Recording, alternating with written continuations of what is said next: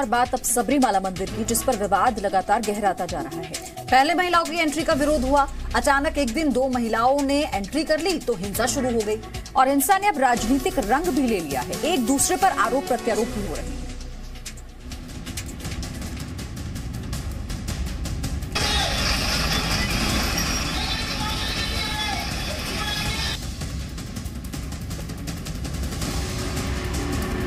केरल के सबरीमाला मंदिर में 2 महिलाओं की एंट्री के बाद शुरू हुआ विवाद हिंसक हो चुका है। पूरे विवाद ने अब राजनीतिक रंग ले लिया है। बीजेपी ने आरोप लगाया है कि राज्य की विजयन सरकार के खिलाफ आवाज उठाने वालों पर केस दर्ज किए जा रहे हैं। बीजेपी का आरोप है कि राज्यसभा सांसद वी मुरलीधरन के घर पर हुए हमले के पीछे सीपीआईएम का हाथ है। भारतीय जनता पार्टी वरिष्ठ नेता मुरलीधरन जी के पैतृक मकान पर निवास पर कंट्री मेड बॉम्ब के आधार पर अटैक का हमले का खंडन करती है। भाजपा का कार्यकर्ता एवं नेतृत्व इसके खिलाफ आवाज उठाएगा। वी मुरलीधरन ने आरोप लगाया था कि जिन महिलाओं ने सबरीमाला मंदिर में एंट्री की वो श्रद्धालु नहीं, नक्सली हैं और राज्य सरकार ने पुलिस के जरिए उनकी एंट्री की साजिश रची है। Those people who went there were Maoists. They are Naxalwadis. So this is a very planned conspiracy by the Maoists in league with the government of Kerala, especially the Chief Minister and the Communist Party of India Marxist.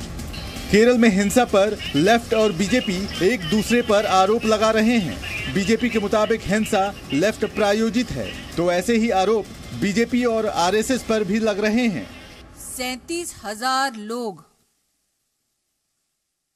प्रदेश की सरकार ने आरोपी बनाए हैं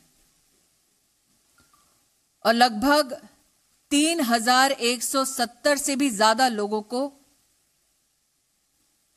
हिरासत में लिया, क्योंकि केरल की जनता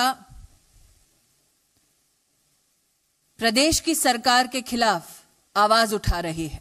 I strongly condemn the violence that is going on in the state of Kerala, and I also hold BJP RSS combined for the violence in Kerala. Kerala में राजनीतिक हिंसा का पुराना इतिहास रहा है। ऐसे में सवाल ये है कि क्या सबरीमाला मंदिर विवाद की आड़ में एक बार फिर राजनीतिक एजेंडे को ही साधा जा रहा है। सवाल ये भी है कि भगवान के देश में सियासी अधर्म कब तक? केरल में वाम, क्या इसीलिए सियासी कत्लेआम? और केरल के कन्नूर में सियासी कब्रगाह कब तक?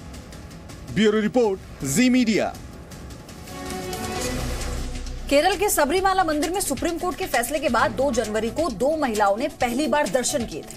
28 सितंबर 2018 को सुप्रीम कोर्ट ने महिलाओं को सबरीमाला मंदिर में एंट्री की इजाजत दी थी। 17 अक्टूबर 2018 को सबरीमाला मंदिर के कपाट खुले, लेकिन हिंदू संगठनों के विरोध की वजह से महिलाएं एंट्री नहीं कर पाई। हिंदू संगठनों ने सुप्रीम कोर्ट के फैसले को धार्मिक परंपरा के खिलाफ बताया था। 2 जनवरी को महिलाओं की एंट्री के बाद से ही हिंसा भड़की। सीपीआईएम और बीजेपी नेताओं के घर देसी बम तक फेंके गए। दोनों पार्टियों ने एक दूसरे पर राजनीतिक फायदे के लिए माहौल खराब करने का आरोप लगाया। 4 जनवरी को कन्नूर में हुई हिंसा मामले में पुलिस ने 33 लोगों को हिरासत में लिया और पाथ नामथिट्टा जिले में हुई हिंसा में 76 केस भी दर्ज किए गए थे। 204 लोगों को हिरासत में और 110 लोगों को गिरफ्तार भी किया गया।